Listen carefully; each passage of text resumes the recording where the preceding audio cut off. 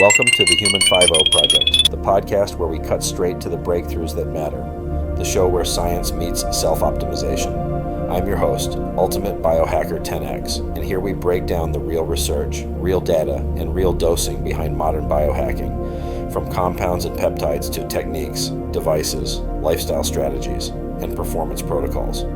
Most people jump in and jump out before they get the gold, so we're keeping it tight and delivering the essential insights you need without the fluff. If you've taken the time to hit play, we'll make sure you walk away with valuable knowledge that can transform your approach to longevity, health optimization, and beyond. We are training brains to scroll. You're watching this and you feel it. Kids are in school more than ever. Budgets are bigger than ever. Devices are everywhere. And somehow literacy, numeracy, attention, and reasoning feel like they're sliding backwards. Here's the uncomfortable idea. This isn't about kids these days. It's not mainly about teachers. It's not even about motivation. It's structural. We built classrooms around paper, sustained attention, and deep work, and then we injected platforms engineered for novelty, switching, and capture. Today I'm going to walk you through the evidence chain. Global assessments, research syntheses, and the mechanism nobody wants to say out loud. And then we pivot hard into solutions, because this show is about Healthspan, how you protect the brain, the body, the attention system, and the learning loop, for kids and for you. If you would like the printable 14-day screen smart reset and Healthspan decision tree, just comment signal and I'll drop it in the pinned comment. Let's do this. Quick disclaimer. This is educational only and it's not medical advice, and it's certainly not individualized parenting or policy advice. Please use this as a framework and not a verdict. The mission today is simple. What the big data sets and syntheses are pointing to, the mechanism, why screens can create cognitive drag and deep learning, the Healthspan bridge, movement, sleep, and diet stability is the real performance stack, and a Monday morning protocol you can actually execute. Okay? All right, let's lock in. Cognitive healthspan is human capital. When we talk about healthspan, most people think heart, muscle, metabolism. But cognitive healthspan is the multiplier. Your attention is your steering wheel. Your working memory is your dashboard. Your deep focus, that's your traction. And the scary part is this. Attention isn't just a trait. It's a trained system. So if something systematically trains a generation to fragment focus, switch tasks constantly, and skim everything, that's not just learning loss. That's a foundational hit to cognitive health span. We're not just talking about report cards. We're talking about the processing power these kids bring into adulthood, their ability to innovate, adapt, and resist cognitive decline later in life. And the reason I'm hitting this from a biohacker lens is simple. Your environment either builds your brain or it trains your brain into weakness. Over the last 2 decades, one major structural change separates today's classrooms from prior generations. Devices moved from occasional tools to constant presence. One-to-one devices, cloud platforms, online assessments, adaptive software. And with them, notifications, tabs, switching. A lot of this rollout happened fast, often without long-term independent validation at scale. And you know we like validation and trials and scale. And here's a reality check. In device-enabled learning environments, observational research shows on-task time can collapse when screens are unregulated. Even with good intentions, the medium invites drift because it's built to do that. This is the environment. And if the environment trains switching, you don't get deep learning. You get shallow processing dressed up as productivity. Now, let's talk evidence. When people argue about education, it gets emotional fast. So I like big, boring data, large-scale assessments across countries and decades. You've got major international benchmarks that track reading, math, and science performance over time. And the pattern described in the research synthesis you're working from is consistent. When classroom screen exposure rises, learning outcomes don't reliably improve at scale. In many contexts, heavier use correlates with weaker performance, especially for reading and core comprehension. And there's a nuance that matters. When tests shift from paper to digital delivery, you can create mode effects, a familiarity advantage for kids more comfortable navigating screens. That can create illusions in the data, where moderate screen use looks beneficial, but part of it is simply test format comfort, not deeper learning gains. The headline isn't "technology's bad." The headline is "more screen time in core academic contexts hasn't translated into stronger learning outcomes at scale." Now, let's zoom out. This is where we go from debate to accounting. Meta-analyses aggregate lots of studies and estimate overall impact. And the educational tech, or EdTech world, loves to point to small positive effect sizes. But here's the Biohacker rule. You don't benchmark against zero. You don't ask, is this better than doing nothing? You ask, is this better than a healthy baseline? In education, you can think of ordinary, high-quality classroom instruction as a baseline. If an intervention doesn't beat the baseline in a meaningful way, it's noise. Or worse, it's drag. And when you interpret the synthesis through that lens, here's what it suggests. Most general-use classroom tech integration doesn't meaningfully outperform ordinary instruction. One-to-one device programs often underperform. Fully online instruction often underperforms. And the worst part, some of these underperformances show up in the exact populations that need the most support. The one category that sometimes shows modest benefits? Narrow, constrained tools, adaptive drills for foundational skills, targeted remediation. Why? Because they're constrained, they're repetitive, they're focused, they're essentially the single joint exercise of learning, useful for building one piece, but not the whole athlete.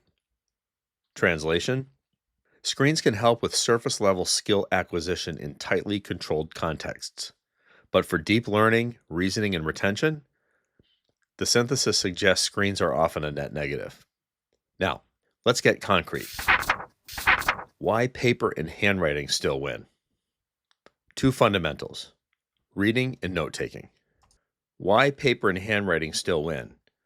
And I will tell you, I got a message this morning from my friend Monica, who basically said that physically writing develops memory and cognition. How true this is. And I can recall less than a decade ago arguing with one of my daughters about the proper way to take notes and formulate ideas and get off the screen in order to spatially organize things. And it was a battle. And maybe everything that I had to say back then is starting to be shown in the data these days. Anyway, back to this. So there's two fundamentals here: reading and note-taking. First, reading. Across research comparing screens to paper, comprehension and retention are often stronger on paper, especially for complex or extended tasks. Why? Spatial stability, less scrolling, better mental mapping. Your brain builds a geography of the information. Second, it's note-taking. Handwritten notes tend to beat typed notes for long-term learning. Typing pushes transcription. Handwriting focuses summarization, organization, and encoding. Now, this isn't nostalgia. I was accused of that. This is mechanics. And when classes run longer, when cognitive stamina actually matters, these gaps can widen. So the question becomes, why? What's the mechanism underneath all of this? This isn't a mystery. It's biology. Your prefrontal cortex is not a multi-core processor. It can do one deep task at a time. So what we call multitasking is actually task switching, and every switch carries a tax. You lose time, switching overhead. You make more errors, interference. You form weaker memories because deep encoding gets replaced by shallow processing. Digital platforms are optimized for rapid switching, novelty, and engagement capture. Even when the task is academic, screens cue the behavioral loop that students practice recreationally. Check, scroll, switch, novelty, check again. This is not about discipline. It's not about kids being lazy. It's conditioning. You train switching long enough, and you don't just change habits. You change what feels normal. Deep work starts to feel uncomfortable, silence starts to feel itchy, and sustained attention becomes rare. And in 2026, that's not just an education issue. It's a Healthspan issue.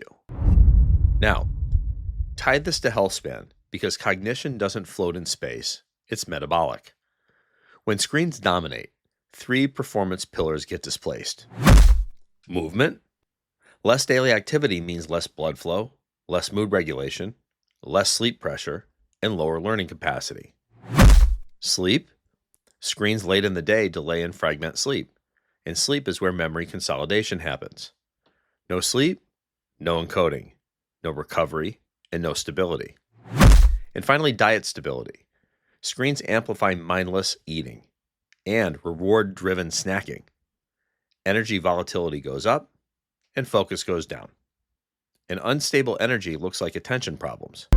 So this isn't education versus technology. This is biology versus environmental design. Here's the simplest performance stack for kids, and honestly, for adults too. Move daily, sleep consistently, and eat to stabilize your energy.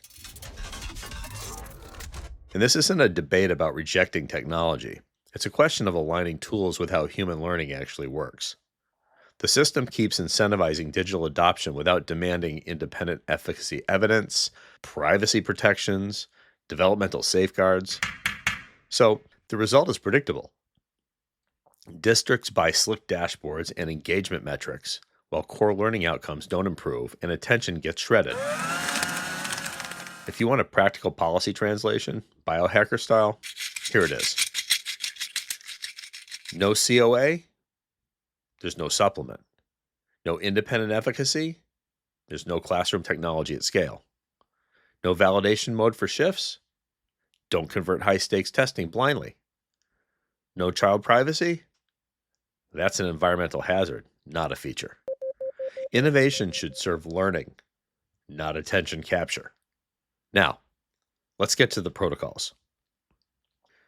Parents, teachers, and biohackers, here's your minimum viable system. No perfection, no guilt, just execution. Step 1, and just choose one outcome. Pick better focus, better energy, better sleep, better family health span. Write it down.